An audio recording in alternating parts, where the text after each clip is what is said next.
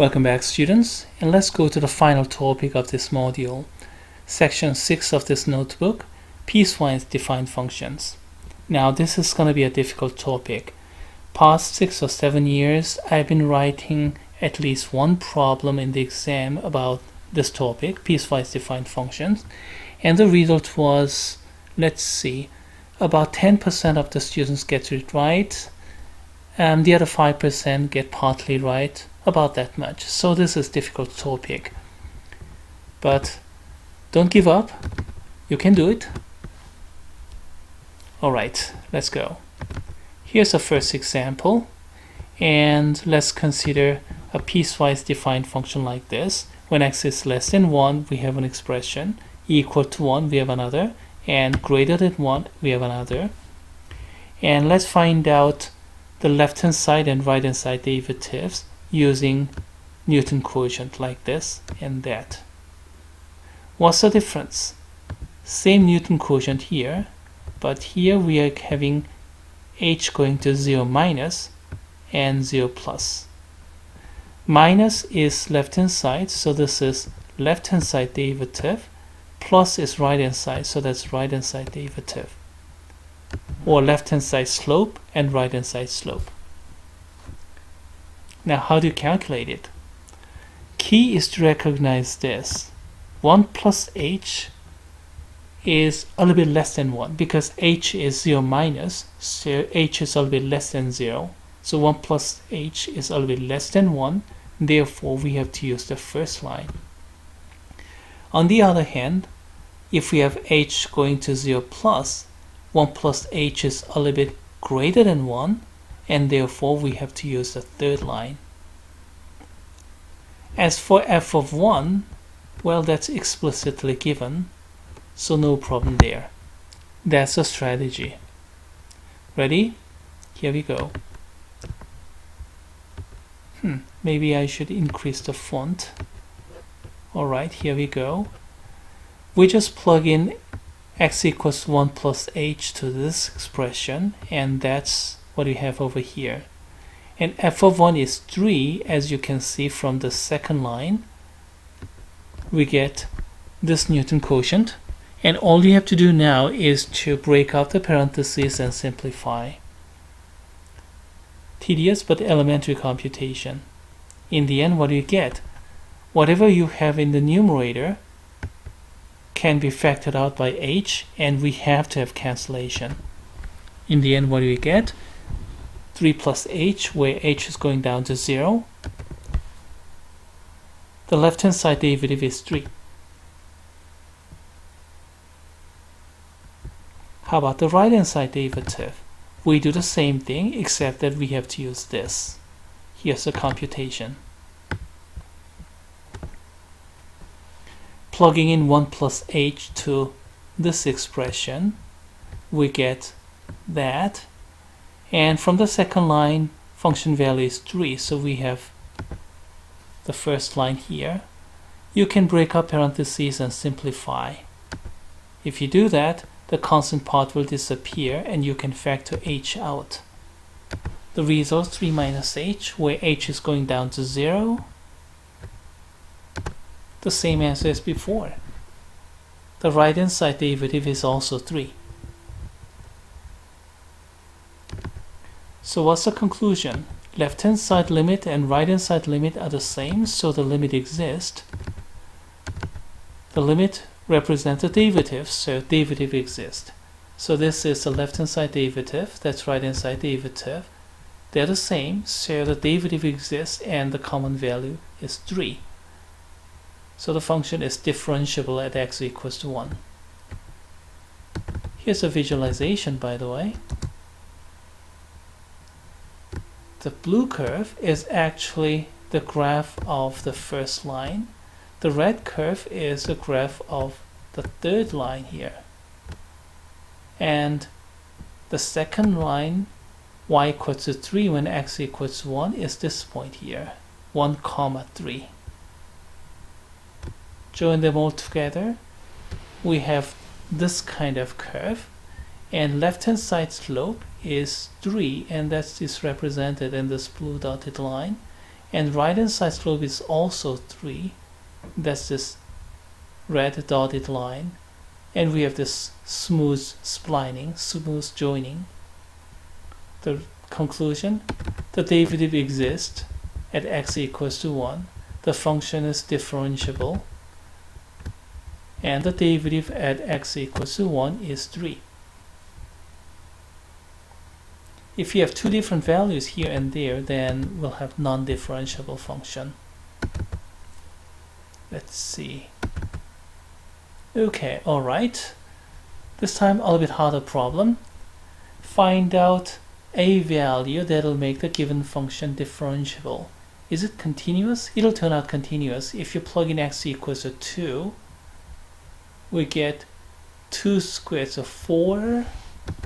You get, let me see, you're gonna get this. G of 2 minus, so a little bit less than 2. So plug in x equals to 2 here. So that's 2 squared plus 2a minus 2a, right? Plug in x equals to 2, so this is 2a. So this is equal to 4.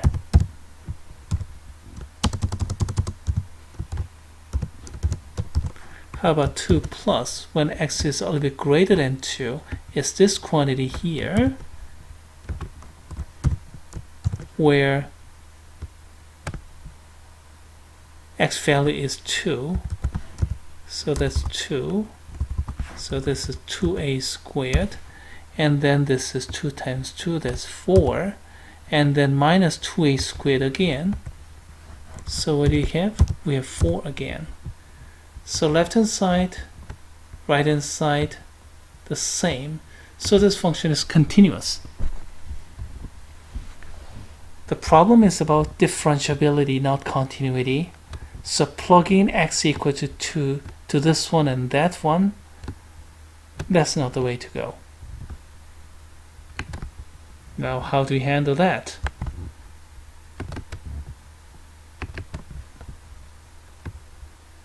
Here's the full solution.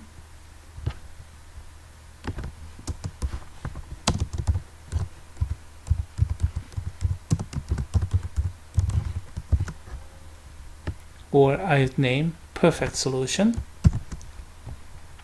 We calculate Newton quotient both for left hand side and right hand side and see if these two are the same. Okay, alright, left hand side, how does that work? We have to use the first line and plugging in 2 plus h in place of x and doing the computation, we get that, and simplify. Break out the parentheses and simplify. Some cancellation applies. In the end, what do we get? We get this expression, 4 plus h plus a. H is going down to 0, so what do we get? 4 plus a. That is the left hand side slope, left hand side derivative. How about the right hand side? We have to use the third line, that's second line, excuse me.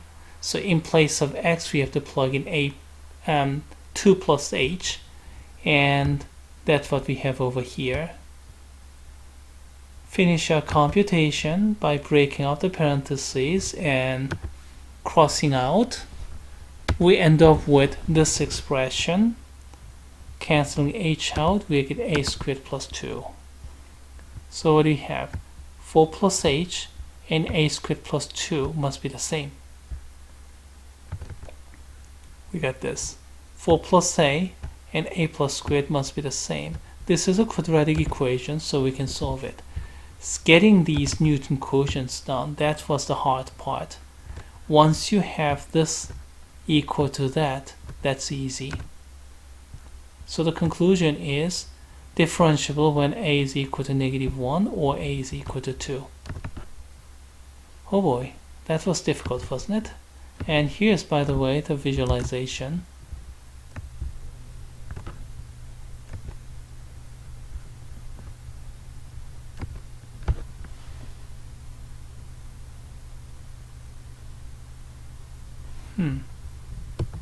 I don't know what's happening, but let's see.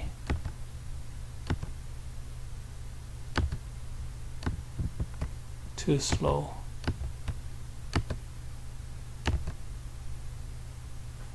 Okay, this program is okay, just that I'm overloading with this recording and everything, so try it at home. Okay. Okay, in that case, no visualization, but then again, let me show you a shortcut solution or semi-cheating.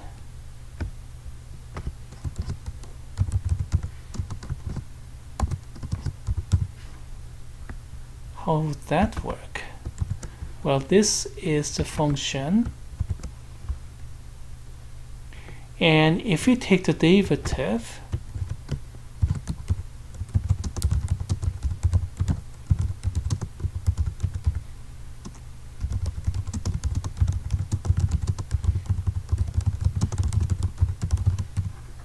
when x is less than 2, we have this function, so we just take the derivative. So this is 2x plus a.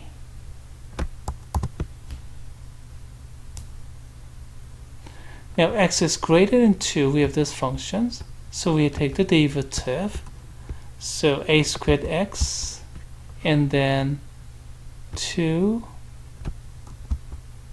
that's the derivative.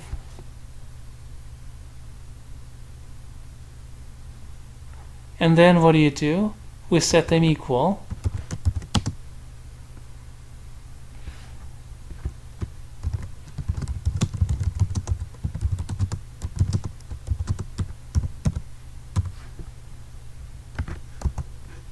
So 2 times 2 plus a, that's the first line, is equal to a squared plus 2.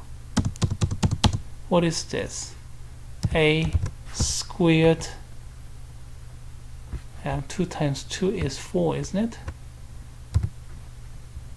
A squared minus a minus 2 is equal to 0. A plus 1, a minus 2 is equal to 0.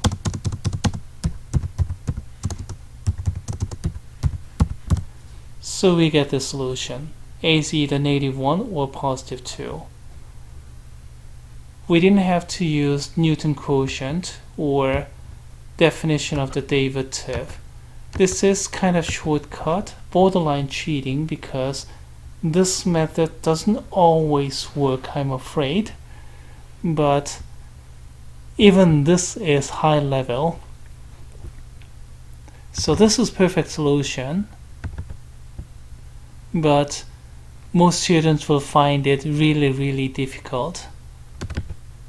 In that case, we can go ahead with a shortcut solution or semi-cheating. Take the derivative term by term. So take the derivative, we get that. Take the derivative, we get that. When x is strictly less than 2 or greater 2, these are okay. At x equal to 2, we have a problem. So set these two equal and see what happens. In the end, we get the same equation and answer as before. So it worked out. The shortcut worked out fine.